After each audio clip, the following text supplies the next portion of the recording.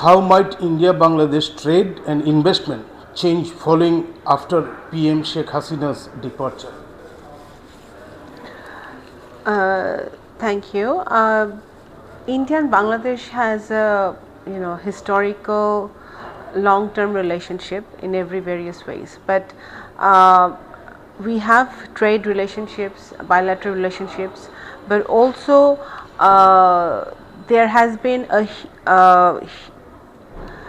huge number of trade deficit between India and Bangladesh. In 2023 and 2024, Bangladesh had a trade deficit of almost 9.2 billion with India, if I am not wrong, which means that we are importing much more than we are exporting to India. So there has been embargoes from India's side for different commodities that Bangladesh can export to India. So that trade deficit has to be addressed. Post Sheikh Hasina, after Sheikh Hasina have fled Bangladesh and actually took exile in India, it is actually a factor that can play a big role between India-Bangladesh relationship, not only trade but otherwise also. It's not only Sheikh Hasina that have fled, also some her family members and other Awami League politicians we have heard that also been sheltered by our Indian government at the moment. These people face lot of criminal charges in Bangladesh. These people have faces criminal charges for last July-August movement in Bangladesh. Not only in July-August, but last 15 years, the murders, the extrajudicial killings, the oppression on the opposition parties and opposition views that have happened in last 15 years, these people were directly involved.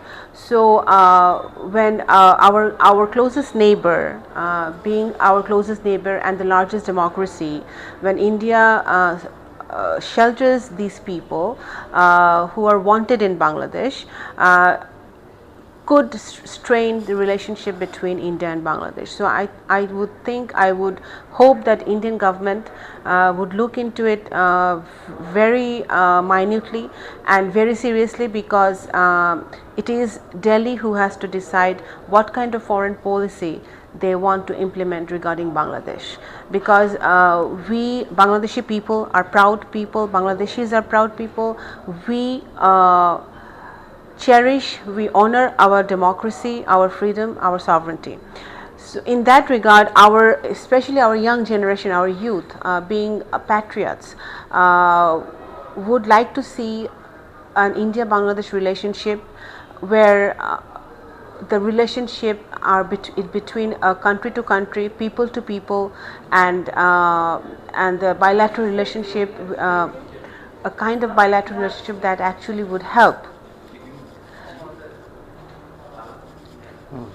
So my second question is, given India's aid for projects like the Agartala-Akhaura rail link and friendship pipeline, do you expect increased Indian investment amid Bangladesh's current challenges? We have to first we have to admit that there are challenges between India-Bangladesh relationship that's been going on since and as I have said, last 15 years have not helped. Awami League regime have not helped improving the relationship between India and Bangladesh. They have improved relationship between India and Awami League, India and Sheikh Hasina. That did not help Bangladesh and Bangladeshi cause at all. So I don't think it will restrain the trade and commerce between India and Bangladesh, but both the countries have to work towards trade that is equal, trade that's balanced, and all the agreements that have been made in last 15 years have to be public. We have because I don't think none of the other political parties or the Bangladeshi people know what kind of agreements that were happened between Bangladesh and India in last 15 years. So that needs to be public. People need to see that needs to be transparent, and Bangladeshi people have the right to see that all the agreements that have been made with India and Bangladesh are in favor of the people of Bangladesh. It helps the people of Bangladesh. That we have to ensure. What impact do large scale investment like those from the Adani Group have on Bangladesh's industries and economy, and how can mutual benefits be ensured? See, Adani Group is a large business group in India, but at the same time, we have seen recently that they have faced indictment in United States, and they have Adani Group chairman and his partners have faced charges in the United States of America for their embezzlement, and there have been a large number of bribery and corruption involved.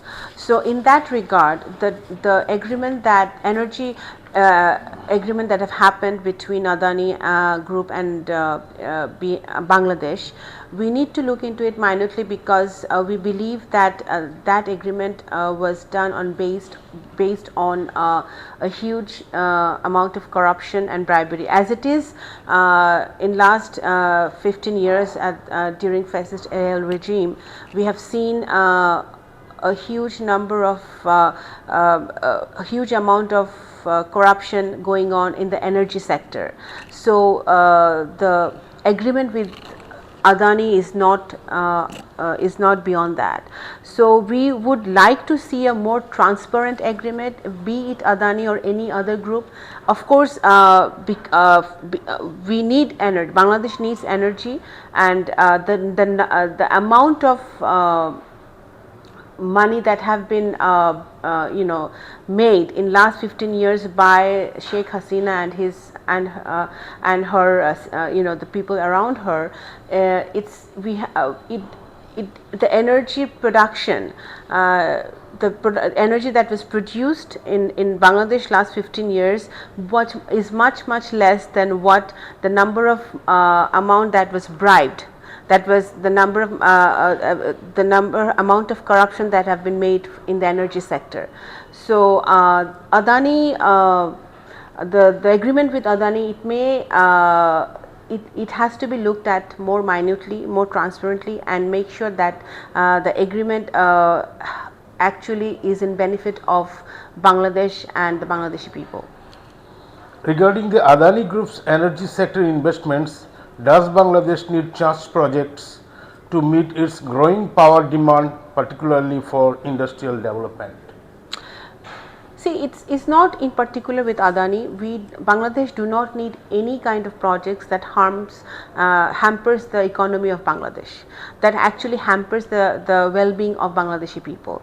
And if any agreement with any country or any group, private sector, if that actually is not in benefit of Bangladeshi people, and if Bangladesh is in the losing concern, then I don't see any point of having this kind of agreements in the future. There are other groups, other countries who are ready to invest more in a transparent and credible manner, where there is less corruption, because what we have experienced in the last Sheikh Hasina's regime, that there have been oligarchs, there have been 2 or 3 people who have made the money, who have siphoned the money out of the country that they have made from these energy projects. So these so-called energy projects, whether it's Adani or any other group, it does